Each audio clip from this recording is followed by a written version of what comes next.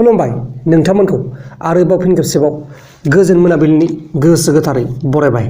दिनै 6 डिसेम्बर 2020 रबिबार। फैदो दिनैनि गोजोन मोनाबिलिनि माखासे मोजां गाज्रि आरो फिसा गेदेर खौरांफोरखौ फारि फारि मिथिनानै लानि। गिबि खौराङा जाबाय आय'ध्यानि धनीपुराव मुस्लिमफोरनि थाखायबो गंसे ब्लुप्रिन्ट खालामनाय मस्जिद बानायदों आरो बे मस्जिदा नामाज फरायनो थाखाय रेडि जाखाबाय। सानसेयाव 2000 सुबुंफोरा बा 2000 मानसिफोरा बे मस्जिदाव नामाज फरायनो थाखाय सुबिदा दं होननानै मिथिहोनाय जादों। बिटिआरआव बिजेपिआ एजिपिनि मदद लायालासिनो बिटिआर ओनसोलाव दुगा देखायगासिनो दङ। नाथाय बिथांमोना बा बिजेपि दोलोआ एजिपिनि मदद लायालासिनो माब्लाबाबो बिटिआरआव सरकार दानो हाया होननानै रोखायै बुंदों। आरो जोंनि बे बिटिसिनि बिसायख'थिया गाबोन जागोन। गाबोन बाक्सा डिस्ट्रिक्ट आरो उदालगुरि जिल्लायाव जागोन आरो बेनि उनाव क'क्राझार आरो चिराङाव जागोन। मा जायो नायनोसै, जों रिजाल्टखौ बे दानावनो मोनसिगोन, साननैसो उनावनो मोनसिगोन। नगाव जिल्लानि कुसुवा लंका गामियाव बिसि आरो फिसाज्लाया लोगो नांना बिफाखौ बुथारदों।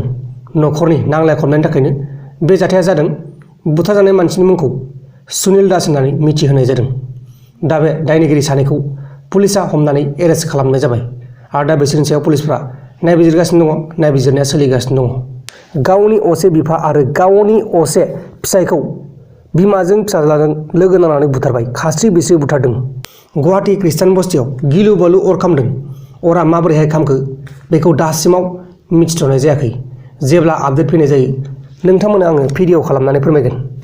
चिरां जिल्लानि बिजनी ओनसोलाव मासे मैदेरा मटर आबादाव हाबनो नाजानायाव मटर आबादाव लगायनाय मोब्लिबजों दबथायजानानै जिउ गोमादों। दा बे जाथायनि सायाव फरेस्ट डिपार्टमेन्टआ नायबिजिरगासिनो दङ। नायबिजिरनाया सोलिगासिनो दङ।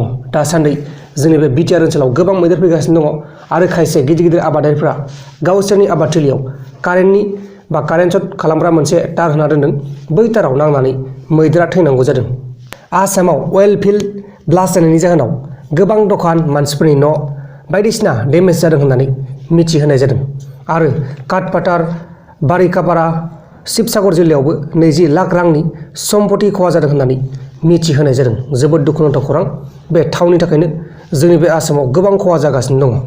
श्रीपुरा आरो नारिबाल बारामुल्लायाव टेररिस्टफोरा हाबनानै दङ आरो बेखौ मिथिनानै दा बिसोरखौ जम्मु एन्ड काश्मीरनि पुलिसजों आरो सिआरपिएफफोरा नागिरगासिनो दं होननानै फोरमायनाय जादों। दा बिसोरनि सायाव अपारेसन खालामगासिनो दङ। अपारेसना सोलिगासिनो दङ। अब्ला दानिया फैदो जोबथारनाय खौराङाव। जोबथारनाय खौराङानो जाहैबाय, जेब्ला आबादारिफ्रा सोमावसारनानै दिल्लीसिम थांदोंमोन अब्ला बे समाव पुलिसफोरजों होबथाजानानै बुजादों आरो बे बुजानाय जाथायाव गोबां आबादारिफ्रा गोब्राब जखम जादों होननानै मिथिहोनाय जादों। जोबोद दुखुनांथाव खौरां। दासिमबो बिथांमोननि सोमावसारनाया सोलिगासिनो दङ। लोगोफोर, दिनैनि गोजोन मोनाबिलिनि माखासे मोजां गाज्रि आरो फिसा गेदेर खौरांफोरा बेखिनिल'मोन।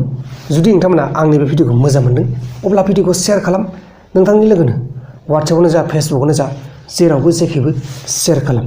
आरो दासिमबो जुदि नोंथांमोना जोंनि बे बर' हारिनि प्रान्जल नार्जारि निउस चेनेलखौ साबस्क्राइब खालामाखै अब्ला अन्नानै साबस्क्राइब खालाम। बाय बाय।